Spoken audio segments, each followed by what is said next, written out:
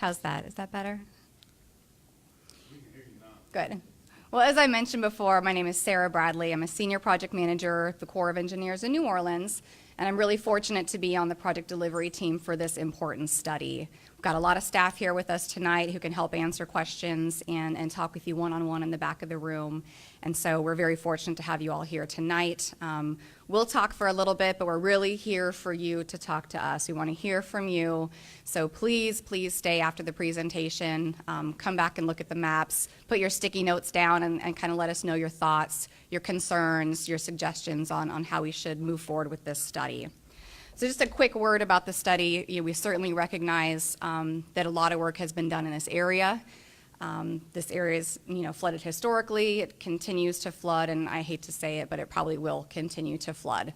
We've looked at this a number of times in the past. The government has done it, the states, the locals. So there's a wealth of information out there for us to use, but we're certainly looking for your feedback, what you know to be true, the areas and neighborhoods that you know are flooding, the ideas that you have that you can bring to the table to bring some more information to the study. So we've done a lot of work in the past. We did studies decades ago, but following obviously the 2016 event, Congress did provide us with money to re-study this area. And so it's a really important opportunity right now to kind of take a holistic approach. We're looking at it from a watershed level and a systems-based approach. So we really want to take a step back, pull together all the information that's being done. DOTD is doing great work, GOSEP and FEMA, Louisiana Watershed Initiative. So we know there's a lot going on, and we certainly are going to pull all that together and hopefully get some good products out here at the end of this. But this meeting tonight, it's a scoping meeting. We've had several meetings over the past several months. We had stakeholder meetings in December, public meetings in January. We were in Denham Springs and Clinton last night. We're here with you tonight. We'll continue to come out and visit with you as much as needed. But the real intent here is just to open those lines of communication, make sure you know what we're doing, that you know how to get in touch with us. Contact information's on the fact sheets that'll be in this presentation, and just to make sure that we're hearing from the experts who are you, the people who live here and who do business here and who govern these areas. So again, appreciate you being here tonight. So just a quick discussion on what this meeting is. The National Environmental Policy Act requires us to publicly disclose any type of federal action and those impacts. What we do is we aim to consider environmental impacts alongside your traditional types of impacts and factors like cost and benefits that we're probably a little more used to looking at. So this scoping meeting is an important and really fundamental step in the early portion of the study, again, to get your feedback and get your thoughts and incorporate those comments into our study process so that you can help inform the decisions that we're making as the agency. So this is an official public scoping meeting. We did put out a notice in the Federal Register earlier this month. It goes out to the public, the federal agencies, and that kind of starts the clock on our public scoping period. Typically, the government will do maybe a 30-day or a 45-day period for comments. What we're doing in this circumstance is leaving that comment period open. So we certainly want your comments tonight. Tonight is the night to start getting that input to us, but we're going to leave that comment period open throughout the study. We will develop a scoping report in the next 2 to 3 months and put that out on the website for you all to look at so you can see what comments have been made and how we're considering and addressing those. But please, again, the point of this is really to get your comments, particularly right now where we're in the early stages of the study. So this slide is a bit much, I know, but I did just want to hit a couple points on it. The colored areas are really the two pieces of information that we need from Congress to do our jobs to initiate a study. So the first is authority, which is essentially permission that we get from Congress to do work. And so we got our authority back in the 60s. It's been used several times in the past, and it's framing up the work that we plan to do in this study. The second thing that we need from Congress as the Corps of Engineers is appropriations, and that's money. So our funding came out of the supplemental bill following the big storm in 2016, and of course the hurricanes that swept through the coast in Puerto Rico. So the Bipartisan Budget Act of 2018 is where Congress funded this study. It does limit us to flood risk management, which is obviously the primary concern for y'all in this area. So that's great. We're very fortunate to have all of our money up front. Typically, the Corps, budgets for money and gets money incrementally and gets cost shares from sponsors, but through the supplemental bill, we have all of the money for the study now, which means that we're going to build and maintain momentum in the study, and we're going to ensure that we have a great product for you in 3 years' time frame. So let me step back to the 3x3x3 study. Back in 2012, the Corps modernized our planning process. We have tried to really make efficiencies in our process and expedite the work that we're doing. So we will get this study done in 3 years, under $3 million, and the last 3 is for 3 levels of vertical integration. And what that means is that the district staff that you can talk to in New Orleans are working hand in hand with folks in our division office in Vicksburg, Mississippi, and our headquarters staff in Washington, D.C. So we meet with them regularly. They know everything that's going on, and we'll continue to keep them informed of what we're doing. So we have full Corps of Engineers, senior leadership, concurrence with everything that's happening. And so there's no surprises at the end. Everyone's on board, and that helps us really get the momentum that we need. And the last slide I wanted to touch on before I turn it over is just coordination, and I know I kind of hit on this a few times, but just how important that coordination is. DOTD is the non-federal sponsor on this project, and they have been really instrumental in getting us kicked off. They've done a very large basin-wide model for the Amite River Basin that they have very generously supplied us with. So that's our starting point. I know they've worked with many of the local entities and the Watershed Initiative and FEMA to pull all this data together with the latest elevation data and flood data. So that's been a huge bonus to us. We're also leveraging a lot of those relationships that they have with FEMA and GOSEP and the Watershed Initiative. So we're pulling together all of those people and those networks. We certainly work with our government stakeholders as well, specifically through the EIS and the NEPA process. So that's going to be your federal resource agencies, your state resource agencies, the tribes, and all the local and city officials. So really the point of this slide is that we're trying to get out there, we're trying to collaborate, communicate, and get everyone involved. And so you're certainly part of that process. And so again, that's why we're here tonight is really to hear from you.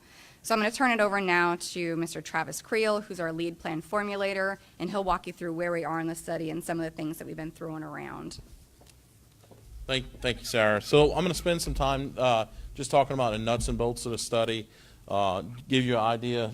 Sorry, where's the just the areas we're looking at, some of the initial plan formulation steps about how we go through the planning process, and then how we compare projects to what's out there today. So just talk about the study area a little bit. The study area is within the state of Mississippi and the state of Louisiana. So you can see it's a very big study area. It's the entire Amite River Basin. One of the things we have done compared to past studies, and past studies really, we focused on just the Amite River Basin. We recognized in 2016 flooding and past flooding, the lower portion of the Amite Basin is influenced by Lake Maurepas, the other adjacent basins, the Tickfall basins and the Blind River Basin. So we actually expanded the lower portion of the study area to look at the entire comprehensive basin, all the impacts that impact the Amite River Basin. One of the things we have looked at initially is the flood risks in the state of Mississippi. We have some indication there are limited flood risks, large-scale flood risks in the Mississippi, but we do encourage the public at this time in the scope of meetings to let us know or if there are localized flooding problems in portions of Mississippi. As we go through this, we're going to talk a little about problems and opportunities. There may be a problem out there that the federal government might not be able to do, but if we can convey that problem, there may be an opportunity for a local municipality to do, a parish or even a local community to be able to focus on. The study area also includes the ongoing construction projects that were funded under the Supplemental Budget Act of 16, the Comite River Diversion and East Baton Rouge Flood Control projects that are under construction. If you got here early, you talked to Nick Sims and the major, they can talk a little about the status of those two projects. But we are including those in our study area, and I'll talk a little bit about those a little bit later. So one of the first steps we do is define the problem in a study area. One of the things that we really focus on are flood damage to residential and non-residential structures. So we're going to be looking at what's the depth of flooding, comparing those to first floor elevations throughout the study area. Flooding of industrial, commercial, agricultural facilities. There are some limited agricultural facilities in the basin, particularly in the lower basin. One of the things we are acknowledging, there are two sources of flooding. In the upper portion of the basin, you have headwater flooding, where you have heavy rainfall events, and there's not the channel can't hold those waters, so they come out of the banks and flow in low-lying areas. And then as you move into the lower basin, particularly south of I-12, the Port Vincent Bridge, you start to see that flooding, that water coming from the headland areas, starting to get out of the banks in the lower areas, which are real flat. Those flat areas, the Port Vincent area, Marpaw, Ascension, St. James, those areas are very susceptible to both the headwater flooding, the water that's coming through the upper portion of Amite, and then the interactions from tide and wind-driven surge from Lake Marpaw. So we're looking at really a kind of a two combination of different types of flooding in the area. As part of the study, we are looking at impacts to critical risks, critical infrastructure. As you know, in the 2016 flood, and portions of I-12 and 10 flooded, that impacted those transportation corridors to get out of the area during flood events and also to get back in it. What's important about looking at critical infrastructure is impacts of those really affect the ability of the study area to recover after a storm. If the hospitals are not in service, city services, water, sewage, it makes it harder for communities to recover. So we really want to focus on those critical facilities. And we want to also talk about how this problem may change in the future. Do we going to see increased flooding of structures, residential and non-residential structures? How some of the flooding may change around these critical facilities, I-10, I-12. So one of the things we do is look at what we call the no-action alternative. This is going to be what we compare to any alternatives or multiple alternatives that we propose. So this is the future without project condition of a federal action. The no-action alternative does include actions the local may take if it's funded. It will include the authorized construction projects. So we're going to look at the conditions with the Comite River diversion in place, conditions with the flood control project. Those projects are not fully developed yet, but there is an authorized feature. They're set for a certain size and design, so we are including that in some of the initial modeling we're undergoing. One of the two areas we want to look at is increased flood risks. So I want to talk about sea level rise, and I was keying in on the backwater flooding. What is it we want to look at? What does sea level rise? As sea level rise comes up in Lake Marpaw, how does it affect the Amite River, the ability to drain? We also want to look at in the upper portion of the Amite River where you're starting to see scouring of the Amite River, sediment moving around the Amite River. How does that change over time, and how does that impact flooding? Another area we want to look at is increased flood damages. Frequency and intensity is a term we use, but in an example of 2016 flooding, are we going to see increase of 2016 flooding? Is that going to be a more common occurrence? Or if that flooding depth of those type of floodings we see, are they going to get deeper, faster? So that's some of the things that we look at on a future without project action, no alternative actions when we compare that. So one of the things we typically do in these scoping meetings, we typically would come to a scoping meeting with a blank slate. We might talk about the problems and opportunities, but we felt it was important to spur discussion, to go back into the old reports, to go through some of the proposals from stakeholders and start laying those out on a map, just to kind of have folks start brainstorming over the type of projects we're looking at or potentially looking at. So one of the options, we kind of came up with some planning formulation strategies. One option was to hold water, to go into the upper portion of the Amite River Basin and in small tributaries, hold that water back to allow the peak flows of the Amite to flow out. There's a whole bunch of different tributaries, even on the Amite River or the Comite River, or there's places that we can do small reservoirs and dams. Another one is to remove water. If you don't know, the Amite diversion takes water from the Amite River and sends it to the Mississippi. We're looking to see if are there other opportunities to send water out of the Amite River basin and into places like the Mississippi River. Are there opportunities to take water out of the upper Amite River basin and get it down through the lower portion and through Lake Maurepas faster? So when we say remove water, that's taking it out of the basin or sending it through the basin quicker. And then we also look at non-structural. We'll spend a little bit of time talking about non-structural. Non-structural can be elevating homes, flood-proofing. One of the things that we do is we're going to really focus on voluntary. Mandatory use of non-structural really only comes in play when you have a life safety concern. Really, depth of flooding has to be significant, and the flows have to be significant. So we don't really see that problem, but if there's a concern where we think we should do buyouts or even non-structural. One of the things about non-structural is it really needs to be the community come to us to say, hey, I've got a group of homes or I've got a group of residents that really want to elevate their homes, but they don't have the means to. Or they want to be bought out, but they don't have the means to. So having those ideas and having willing landowners is really where we want to go after the non-structural options. And then really the other options are to focus on both the upper and lower basin.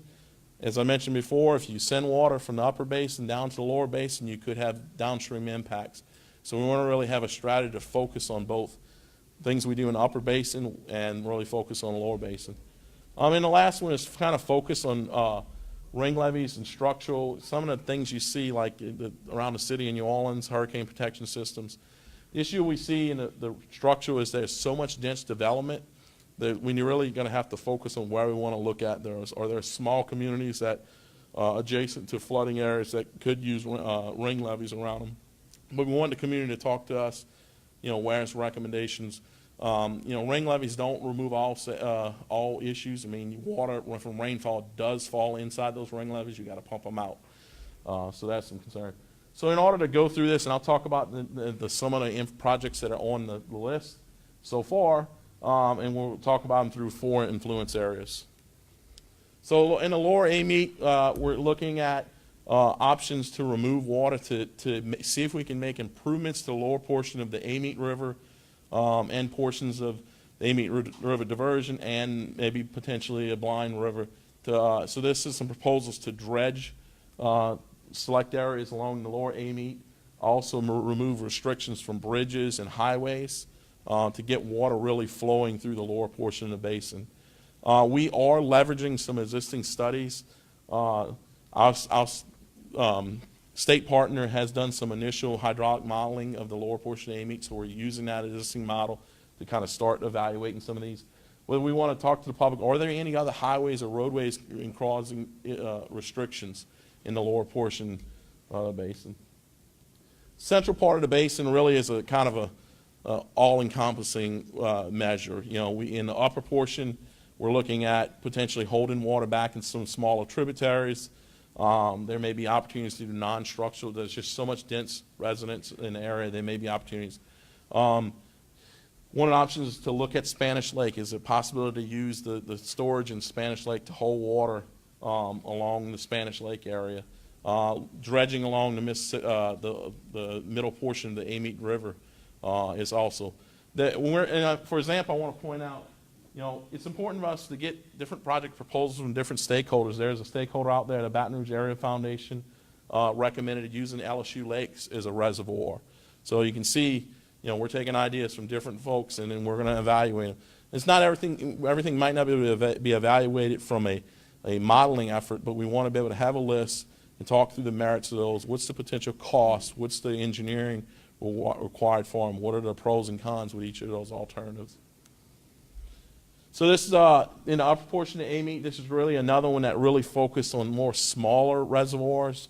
One of the proposals we received from some of the past project is using some of the existing sand pits along the Amite River to hold water as water gets outside of the banks, using those sand pits to hold water.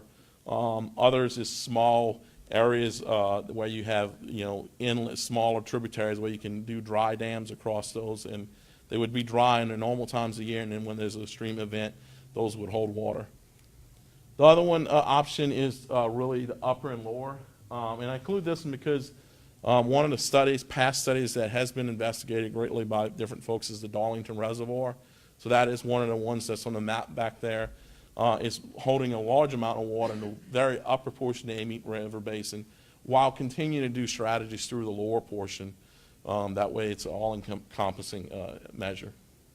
So I'll turn it over to Danny, and he'll go ahead and talk about some of the environmental resources that we have to address. All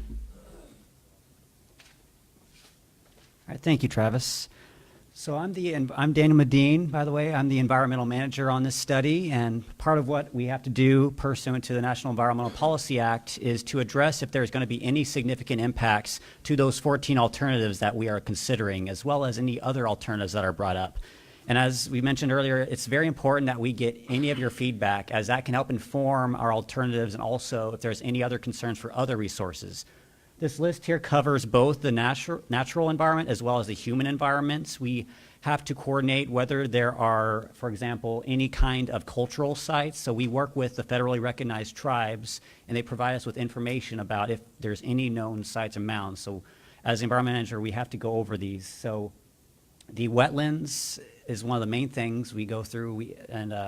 Also, further up north, we also have uplands we have to consider in the study, and so I'm working on the EIS to address the existing conditions. I've already had some comments yesterday in Denham Springs about water quality. That's been a major issue, is about what type of runoff is going through people's backyards, and if there's any areas where maybe we need to take more consideration on it. So putting comments on any of these resources here, and I'd be glad to speak to any of you after the meeting to go over this in more detail.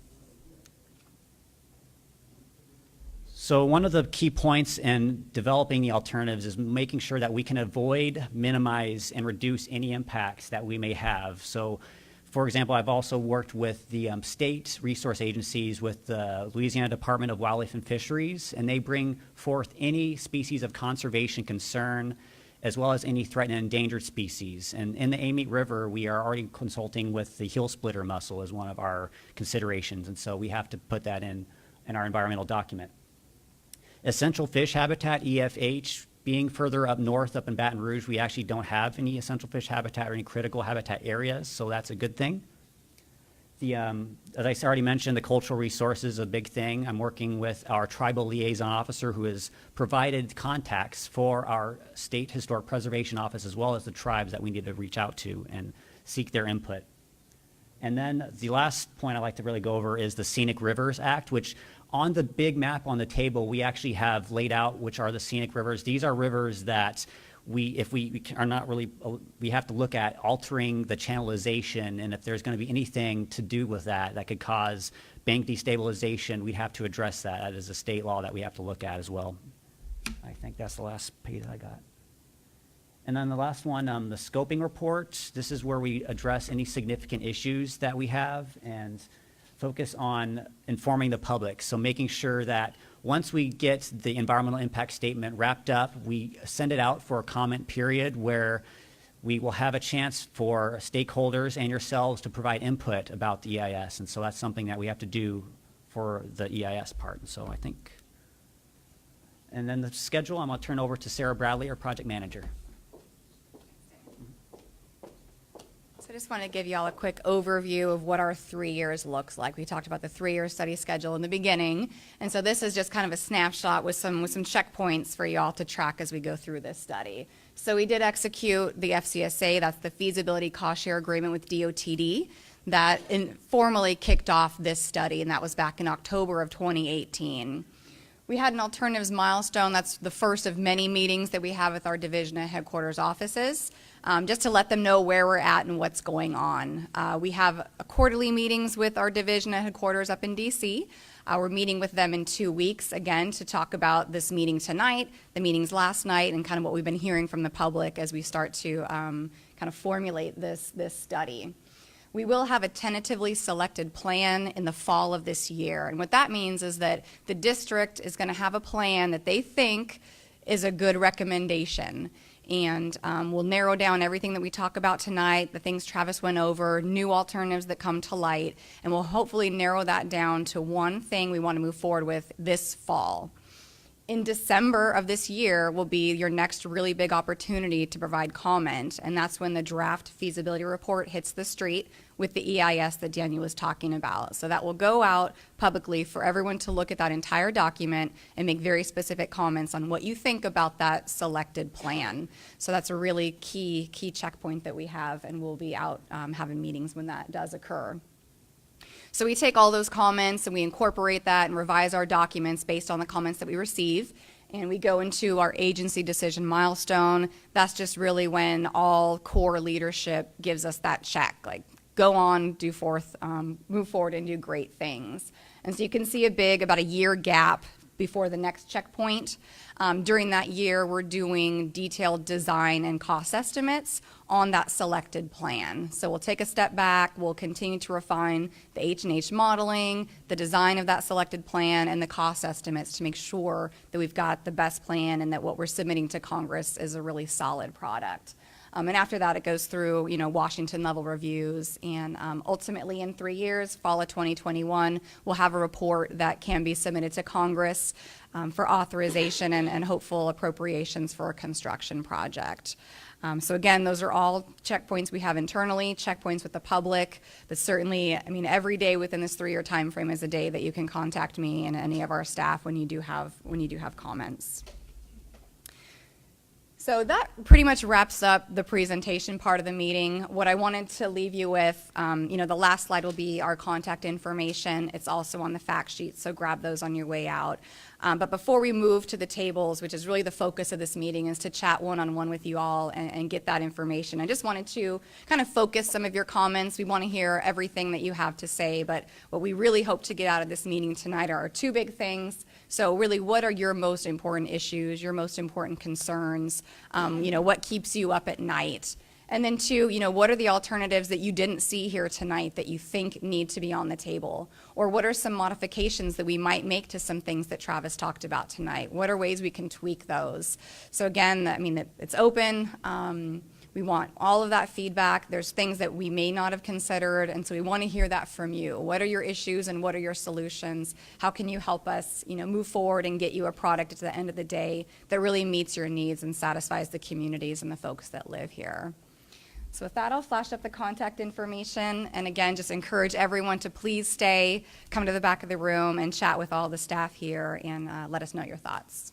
Thank you.